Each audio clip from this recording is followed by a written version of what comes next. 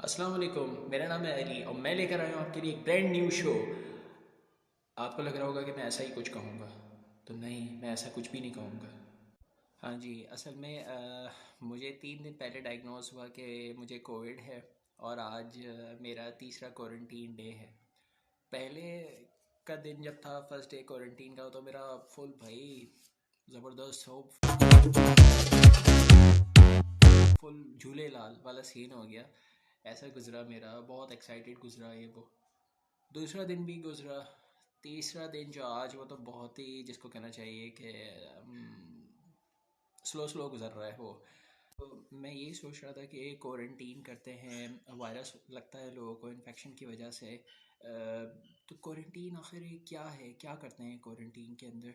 तो ये नहीं कि हमें जैसे कोविड की वजह, यानी इटली में, वेनस में, यानी मिडिल एजेस में, जब कोई भी शिप वेनस की पोर्ट पे आके रुकता था तो उसे 40 डेज तक रोका जाता था, क्वारंटीन किया जाता था। और इवन लेबर्स भी बाहर नहीं आते थे, पहले उनको चेक किया जाता था। इवन सिर्फ इटली में नहीं, बल्कि अमेरिका के अंदर भी बाकायदा 1912 में, 1912 के अंदर यूएस रेगुलेटरी अथॉरिटी थी जो बाकायदा क्वारंटीन एरिया में काम करते थे। जो लोग होते थे उनके बाकायदा ऑफिसर्स होते थे। इस क्वारंटीन में जो सबसे इंटरेस्टिंग चीज़ थी वो थी अपोलो मिशन, अपोलो 11। इस जो चांद पे गए थे एस्ट्रोनॉट्स अमेरिका के, 1969 में 24 जुलाई को जब वो वापस आए थे। 1969 की ये बात है, मतलब बहुत पुरानी बात है। तकरीबन 50 साल गुजर चुके होंगे इस बात को। तो तो अपोलो मिशन की सबसे इंटरेस्टिंग बात ये थी कि इसमें इन्होंने 3 एस्ट्रोनॉट्स भेजे थे, अमेरिका ने। पहले तो नील आर्मस्ट्रॉन्ग, जिनको आप सभी जानते होंगे, नील आर्मस्ट्रॉन्ग जो कि कमांडर थे। और दूसरे जो थे वो माइकल कॉलिन थे, ये भी कमांडर थे, लेकिन ये मॉड्यूलर पायलट भी थे। और तीसरे जो थे वो थे एडविन एल्ड्रिन, ये लूनर मॉड्यूलर पायलट थे। इन तीनों को खैर इन्होंने भेजा चांद पे, ये चांद पे गए। बहुत सारी इन्होंने एक्टिविटीज़ वहाँ पर करी, देखा, चीज़ें वगैरह लेकर आए, काफ़ी कुछ वहाँ से। और कुछ लोग कहते हैं कॉन्स्पायरेसी थ्योरी है कि कोई गया ही नहीं चांद पे, तो खैर ऐसा नहीं है। बहुत सारे डिफरेंट कंट्रीज़ ने भी वो फाइंड आउट किया कि वो एविडेंस था वहाँ पे कि वो हाँ चांद पर गए थे। और कुछ दूसरी एक्टिविटीज़ से भी अंदाज़ा हो जाता है कि हाँ वहाँ कुछ ना कुछ कार्रवाई हुई है। तो खैर एनी हाउ ये था।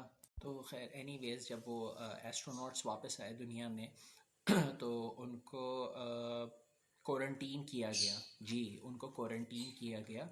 और ये भी नहीं कि जी 10 दिन के लिए, 14 डेज़ के लिए जैसे कि कोविड में होता है, उनको 21 वीक्स के लिए। हाँ, मतलब मैं तीसरे दिन इतना पागल हो गया हूँ क्वारंटीन में, वो 21 वीक्स। खैर नहीं, हाँ, लेकिन वो तीनों बंदे थे, उनके साथ कोई मतलब, क्या कहना चाहिए कि यार दोस्त वोस्त 3 बंदे बैठे हुए हैं, एक साथ बैठे हुए गपशप लगते रहे तो टाइम गुजर जाता है। तो 21 वीक्स उनको क्वारंटीन किया। तो उस वक्त उनके पास एक उस वक्त उस दौर के हिसाब से 1969 70s के हिसाब से जो उनके पास फैसिलिटी थी, तो उन्होंने एक MQF यानी मोबाइल क्वारंटीन फैसिलिटी जो भी उन्होंने बनाई हुई थी, जिसका नाम उन्होंने हर्नेट 3 रखा था। उसके अंदर उनको रखा गया।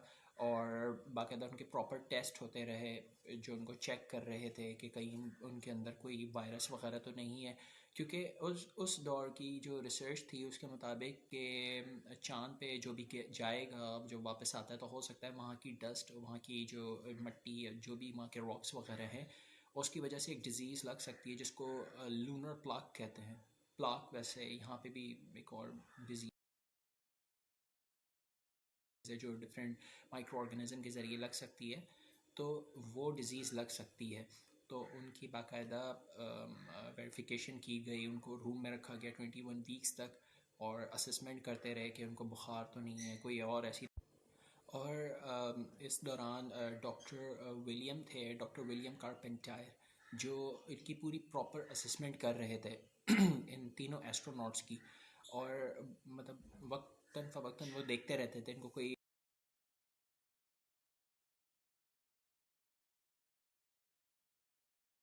करी थी, उन सबको भी तकरीबन 21 वीक से ज़्यादा उसको एक अलग जगह पे रखा, उसको भी असेस किया कि इसमें कोई ऐसा माइक्रो ऑर्गेनिज्म तो नहीं है जो इंसानों को यहाँ पे तकलीफ़ दे सकता है, क्योंकि अगर वो एक को लगता तो फिर वो सब में स्प्रेड होता और इलाज बहुत मुश्किल होता।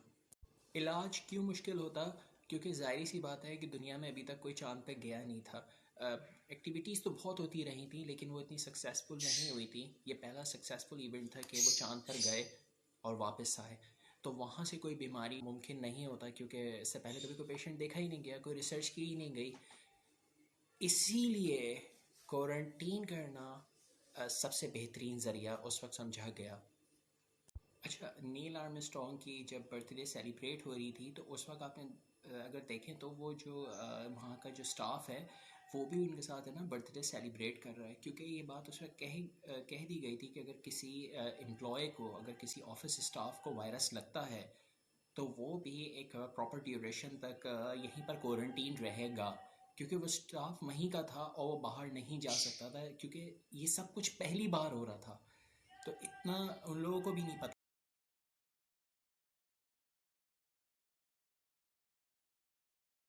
था इन चीज़ों के बारे में।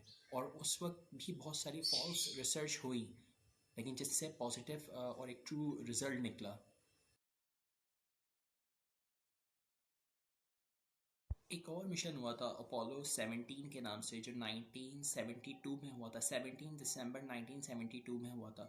उस वक्त जो यूएस प्रेसिडेंट थे वो मिस्टर निक्सन थे। और इसमें सबसे मज़े की बात यह है जो मुझे बड़ी अच्छी लगी कि उस वक्त मतलब हमारे ताल्लुकात अमेरिका से बहुत अच्छे थे, बहुत अच्छे ताल्लुकात थे हमारे। तो उस वक्त के जो प्रेसिडेंट थे उन्होंने पाकिस्तान को 1973 में, यानी इतने मिशन हुए वहाँ से जो चीज़ें लेकर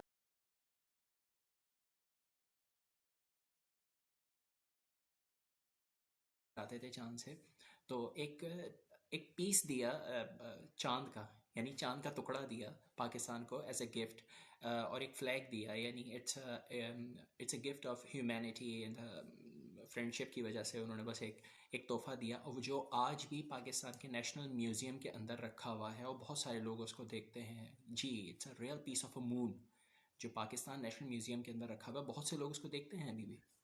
जब उन 3 एस्ट्रोनॉट्स का क्वारंटीन ख़त्म हुआ, उनको बाहर निकाला गया, तो बाकायदा आप अगर जैसे तस्वीर में भी देखें तो प्रॉपर्ली वो उसकी सरफेस को वो कर रहा है, क्या कहते हैं, डिसइंफेक्ट कर रहा है, और पूरी क्लीनिंग की गई प्रॉपर्ली।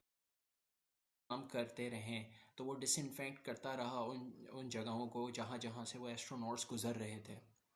तो ये कहानी थी कि वो क्वारंटीन से निकले और फिर इस तरीके से उनको फिर पूरी दुनिया में घुमाया गया, पूरी दुनिया दिखाई गई कि भाई आप देखें ये वो लोग हैं जो चाँद से आए हैं। बहुत सारे लोग उनसे मिलने के लिए आए, ऑलमोस्ट वो पूरी दुनिया घूमे फिर उसके बाद, और पाकिस्तान भी आए थे वो लोग। तो ये थी वो कहानी। और हाँ, सबसे इम्पोर्टेंट बात मैं आपको बताना भूल गया, नील आर्मस्ट्रॉन्ग जब चाँद पे गया था तो उसने वहाँ चाँद की दीवारों पे भी लिखा हुआ देखा था कि चलो चलो निश्तर पार्क चलो, जीए भुट्टो, पता नहीं क्या क्या। वो बहुत हैरान हुआ था ये देखकर कि ये क्या बात थी, यहाँ पे क्या लिखी हुई है। इवन उसने खुद कहा, जो माइकल कॉलिन था, कि मैंने वहाँ दीवारों पे अक्सर लिखा हुआ देखा कि जुनैद बंगाली से रब्ता करें। वो कह रहे कौन है ये जुनैद बंगाली, मतलब इतना फेमस बंदा, चाँद की दीवारों पे भी उसका नाम लिखा हुआ है। तो खैर ऐसा कुछ नहीं था, ये जैसे कराची वर्जन मैंने बता दिया कि ऐसा हुआ होगा।